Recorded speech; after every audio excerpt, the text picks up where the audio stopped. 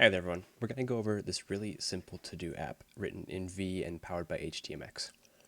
So it's called V, so instead of calling it to-dos, I call it Voodoos. Basically, it's the to-do MVC example, and what it allows you to do is input any new to-dos, check them off as complete or incomplete, remove them from the list, clear all completed, and it even updates state, tell you what items. All of this without even refreshing the page. We come in here, we say what needs to be done. You can say like sweep. You add that to your to-do list. Cool. And as you can see, when you hover over any item, it displays a little X letting you know that you can remove it from the list. You also have state of each item. This down here, it gets updated by htmx and it tells you how many items are left. We have one item here, we add another item. Let's say we need to mow. Now we have 2 items left. Okay, we're done with hi there. We don't want to see it anymore. We can either remove it or just clear completed items. All this, well, saying how many items are left. Let's take a look at the network tab and let's see what's actually being transferred back and forth. So I'm going to pull this down just a little bit. Okay, let's say we want to post a new to-do. And we're going to say, this is going to say homework. All right, you can see we made a post request to the new endpoint. And what exactly did we send? The only data that we're actually needing to send to the server is just the name of the to-do, which is in this case is just homework. And what does the browser or what does the backend respond with? Well, it's a little more complicated, so let's go ahead and take a look at it over here in the code editor. So if we hop over to our new file, and new is just a fragment that's being returned by the endpoint, we can see a few things. I'll go ahead and space this out so we can see it a little bit better. Okay, let's go ahead and get some big font on. So the first thing that we're responding with is an input type text with an ID of new to do. Where is this ID coming from? Well, that's the ID of this element right here. As you can see, ID new to do. So what htmx knows to do is it says, okay, this is our top level response.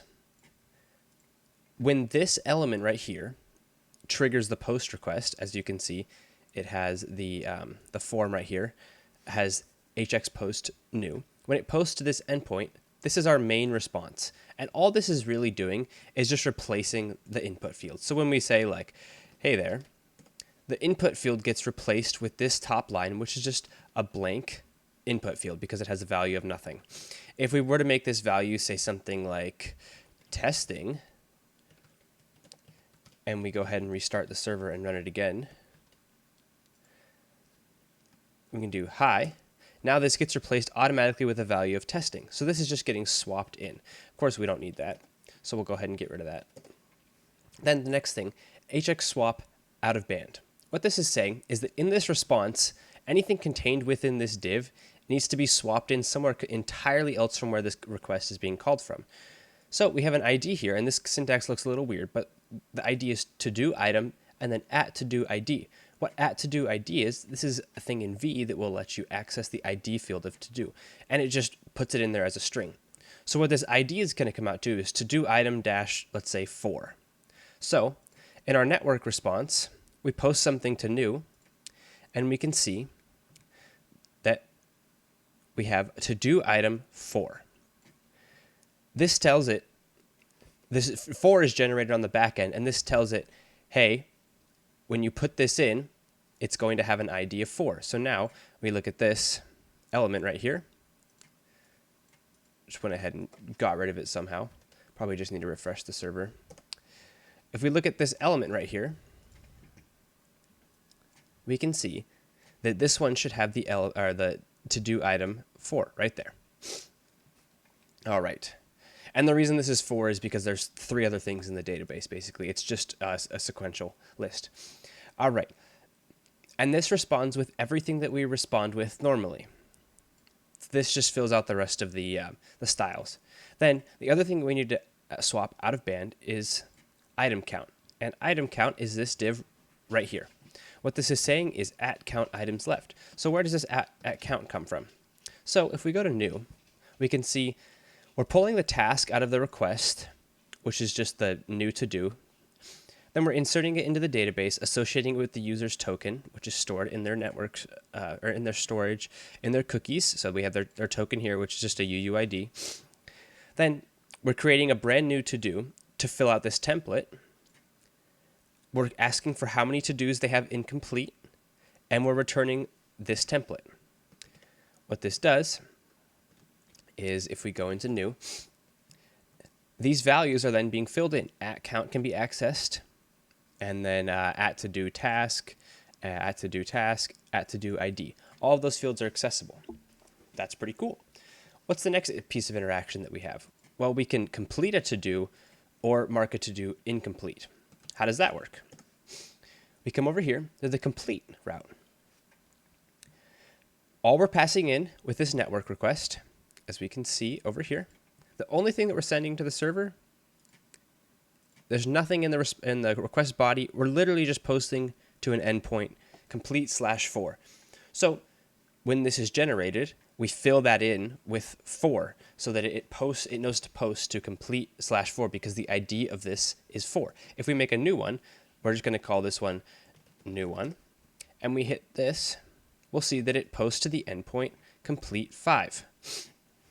Okay, so in the complete route, we're handling complete :ID. :ID is the syntax to pull out a value from the URL, and we're casting that to an integer. And we're just making a simple SQL query. It's basically saying select completed and task, the column names completed and task. Completed is a Boolean field, task is the text field, from to-dos, and we're saying we want to know where the user token is equal to the user token that we'll see in the middleware in a second, and the ID that's passed in.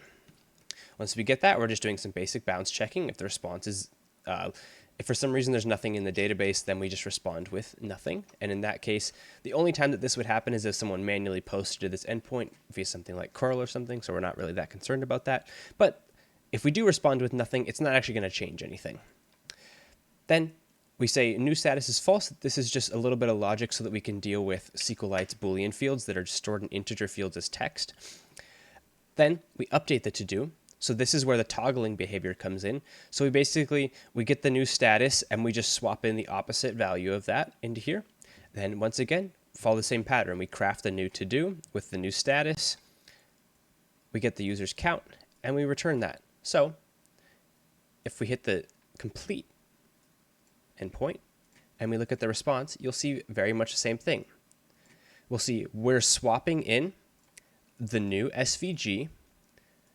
We're replacing the text just because we need to either have a line through it or not have a line through it.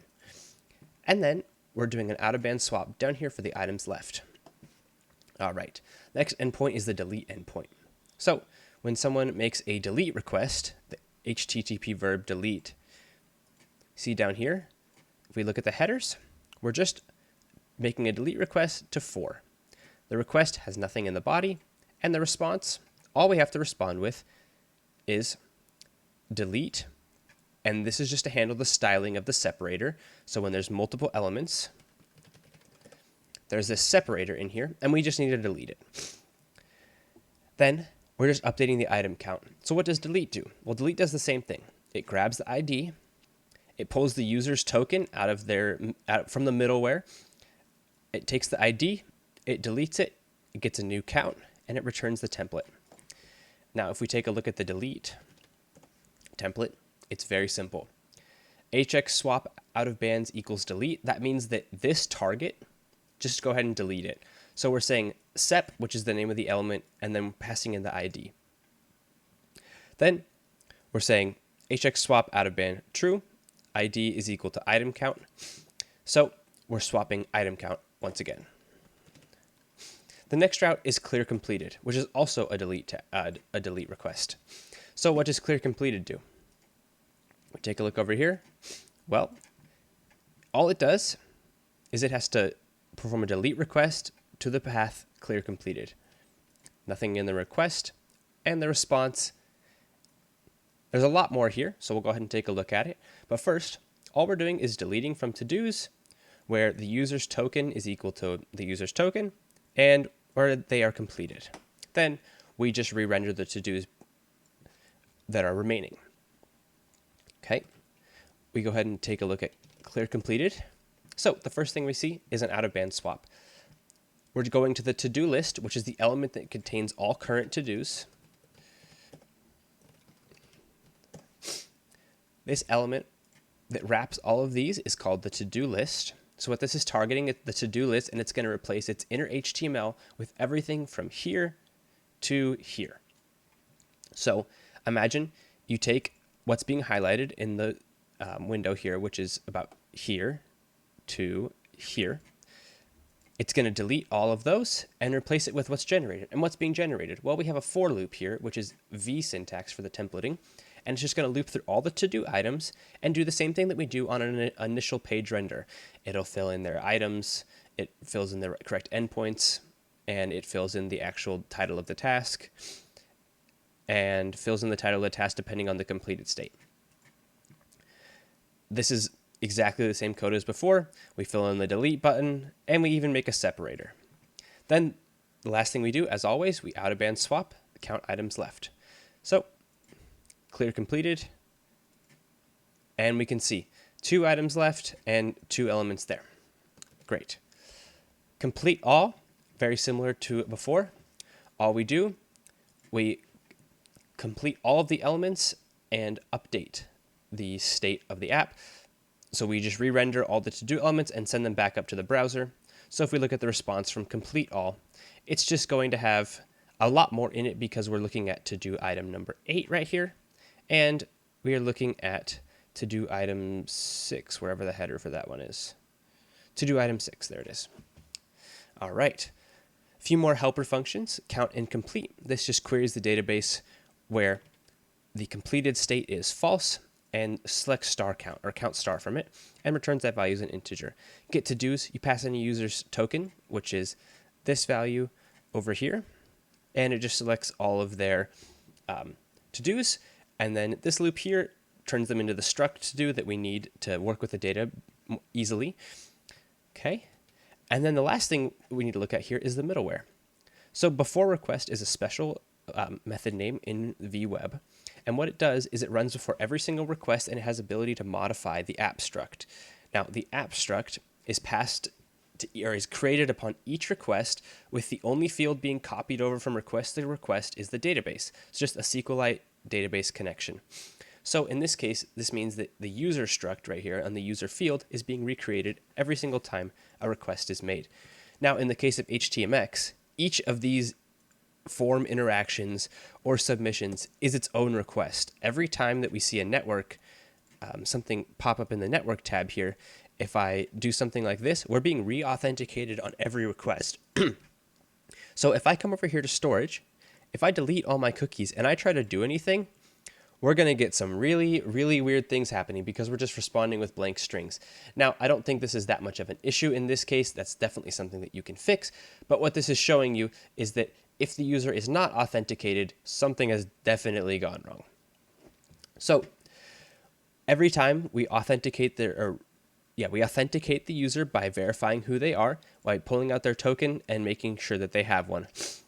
Then the authorization step is performed in all of these, basically saying that if they don't have a cookie, then something has gone wrong. Now, we come over to here and we say, if they don't have a cookie, we need to create them a new one. So we say new token, and we're generating them a UUID. We're inserting this into the users table, and we're setting their cookie to user, or we're setting the cookie user token to the value of the new token, and then setting user token equal to the token that we pulled or the one that we generated, meaning that on every single request, we now have access to app.user.todo token. And this is how we authorize each request and know exactly who we are working with. That has been a really quick overview of how we build a basic to-do app using V and htmx. And I just wanted to say, before we end up the video, I really quickly wanted to jump into a bit deeper about how htmx works. So we have these tags here. What they are, hx is just a prefix, dash, and anything that comes after the dash is a specific attribute for htmx. You can use all of the HTTP verbs. So in this case, we're doing a post. What this is saying is that when this SVG element is clicked on. Clicking is the default interaction for most of these, unless you change that. We say that we're going to post to the /complete_all endpoint. What this does is, in this case, it's going to post to localhost :8088, I think it was, /complete_all. Then the hx_swap attribute is what we say we want to do with the response. So in this case, whatever we respond with, just throw it away. We don't really care about it in this case. Because of what's happening here is this is an SVG, and all it's doing is complete all. So this was that downwards caret arrow that we had, just this right here. And in that case, we don't actually care about that being replaced. So we're not going to swap it. Let's take a look at another one. This is a form. Forms are a little bit special in that they're completed, or they're submitted not when you click on anything. It could be when you click on this button, but in our case, we have a hidden button and it's of type submit. The reason why we have to do this is because in a form, we just need to be able to submit the form to this endpoint, and the default action to submit a form is submit. So the interaction that I wanted the user to have is they're typing in this input field and they just hit enter, and that sends the form. Having a hidden button accomplishes that. The form is triggered on submit, then it posts to new. And what we say, hx_swap new to do. What this is saying is whatever is responded with by default, not using any sort of out-of-band swap, swap it into #new to do. So when we respond with a blank input, it gets swapped right here into new to do and puts that right in. And if you remember, when we respond to new, what we're actually doing, as I can pull that up really quick, is we're swapping hx_swap out of band after begin into to-do list. So what does that mean? Well, after begin means that we come here to to-do list, and anything that's inside of to-do list, we're going to put ourselves right here, right before the beginning. There's a few other ones. There's before end, which would basically put you here. Then there's other ones after end, which is going to put you here. And then before begin, or before start, I think it is, we can do that there. So swap basically tells you when I get this response, or in the case of new, when I'm swapping out of band, where should this go? We target to-do list and we put it after the beginning of to-do list. All right. And then the last one that we have here is just something simple like an ID of item count. This is something that we were targeting on almost every single request with an out-of-band swap.